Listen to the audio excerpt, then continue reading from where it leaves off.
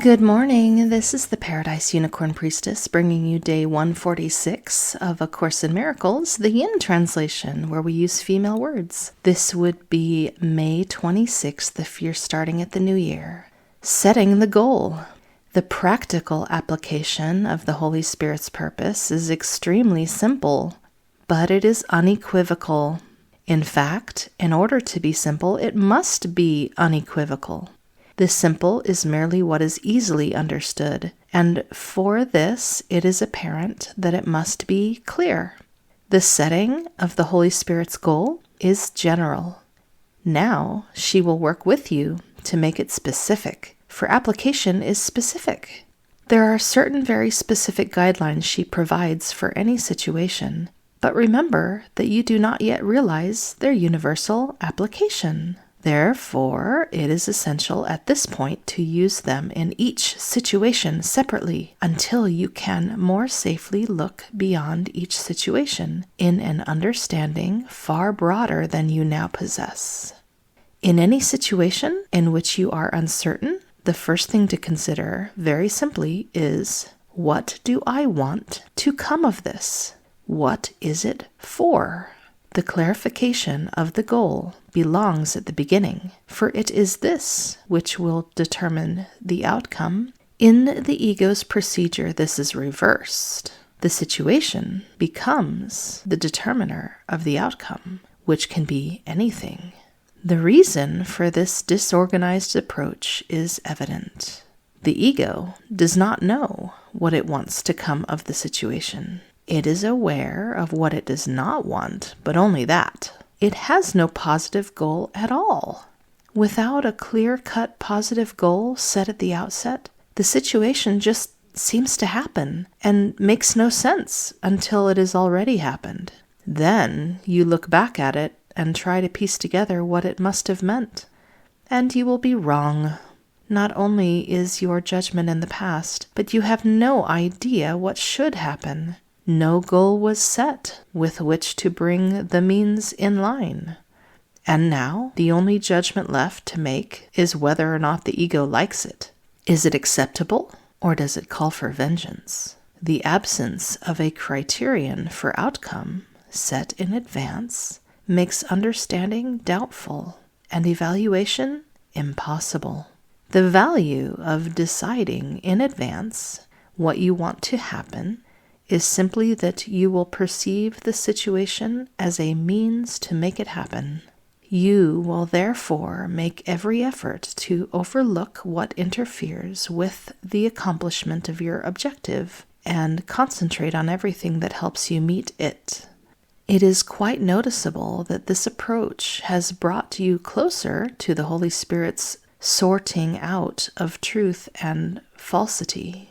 The true becomes what can be used to meet the goal. The false becomes the useless from this point of view.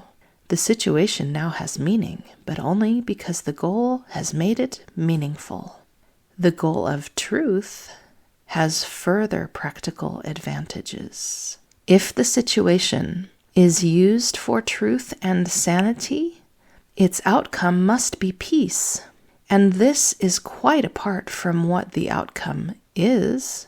If peace is the condition of truth and sanity, and cannot be without them, where peace is, they must be. Truth comes of itself.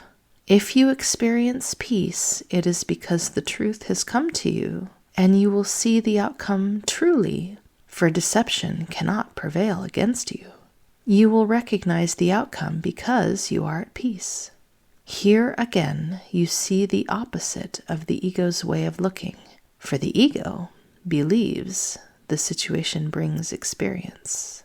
The Holy Spirit knows that the situation is as the goal determines it, and is experienced according to the goal. The goal of truth requires faith. Faith is implicit in the acceptance of the Holy Spirit's purpose, and this faith is all-inclusive. Where the goal of truth is set, there faith must be. The Holy Spirit sees the situation as a whole. The goal establishes the fact that everyone involved in it will play her part in its accomplishment. This is inevitable. No one will fail in anything. This seems to ask for faith beyond you and beyond what you can give, yet this is so only from the viewpoint of the ego, for the ego believes in solving conflict through fragmentation and does not perceive the situation as a whole. Therefore, it seeks to split off segments of the situation and deal with them separately, for it has faith in separation and not in wholeness. Confronted with any aspect of the situation that seems to be difficult, the ego will attempt to take this aspect elsewhere and resolve it there. And it will seem to be successful, except that this attempt conflicts with unity and must obscure the goal of truth, and peace will not be experienced except in fantasy. Truth has not come because faith has been denied, being withheld from where it rightfully belonged. Thus do you lose the understanding of the situation the goal of truth would bring. For fantasy, solutions bring but the illusion of experience, and the illusion of peace is not the condition in which truth can enter. Truth is the goal. And we've been shown that love is logical and that love and truth are one. Therefore, truth is kind as love is kind. And it is our faith that lets us trust that this is so. We don't have to separate off some little corner of the universe and try to create empires in it, as the ego does, that seem consistent and powerful in that tiny corner. When we trust that there's a deeper wisdom that we cannot possibly grasp, we let go of trying to control, and we let the miracle shape itself. This text reading contrasts the ego's perspective on something that has already happened as judging it as acceptable or as something that calls for vengeance.